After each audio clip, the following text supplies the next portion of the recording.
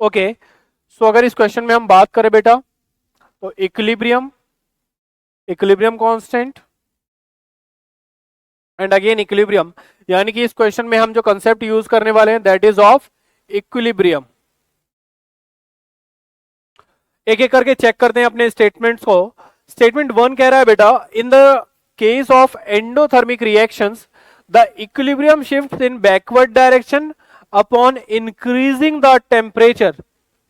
अगर कोई रिएक्शन है सपोज ए कन्वर्टिंग इनटू बी और ये एक एंडोथर्मिक रिएक्शन है बेटा, तो क्वेश्चन ये कह रहा है कि टेम्परेचर को इंक्रीज करने पर इक्विलिब्रियम बैकवर्ड शिफ्ट होता है, और ये स्टेटमेंट गलत था बेटा।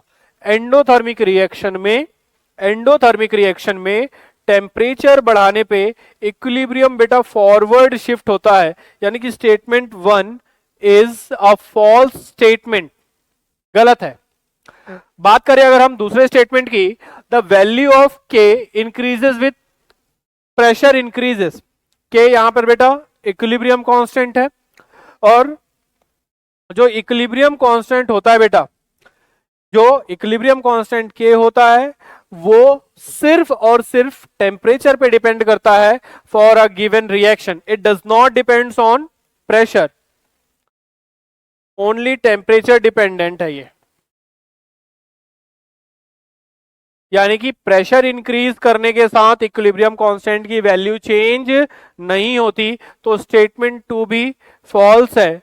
और अगर हम बात करें अपने थर्ड स्टेटमेंट की, for the reaction H2 plus I two 2HI the equilibrium constant K is dimensionless. अब अगर इक्विलिब्रियम कांस्टेंट की यूनिट की बात करें बेटा, तो इक्विलिब्रियम कांस्टेंट के की जो यूनिट होती है for a gaseous reaction, it is pressure की unit raise to the power delta Ng, pressure की power raise to the power delta Ng। तो अगर हम इस रिएक्शन के डेल्टा Ng की बात करें, तो थर्ड रिएक्शन में देखिए प्रोडक्ट और रिएक्टेंट दोनों के 2 मोल हैं, डेल्टा Ng की वैल्यू 0 है, और अगर डेल्टा Ng की वैल्यू 0 है तो K की जो वैल्यू आएगी बेटा वो कांस्टेंट आ जाएगी, और कांस्टेंट जो होता है वो यूनिटलेस होता है। That means statement third is a true statement. तो set of options will be false, false and true, और ये हमें दिखाई दे रहा है बेटा ऑप्शन डी में। So the correct option will be option D.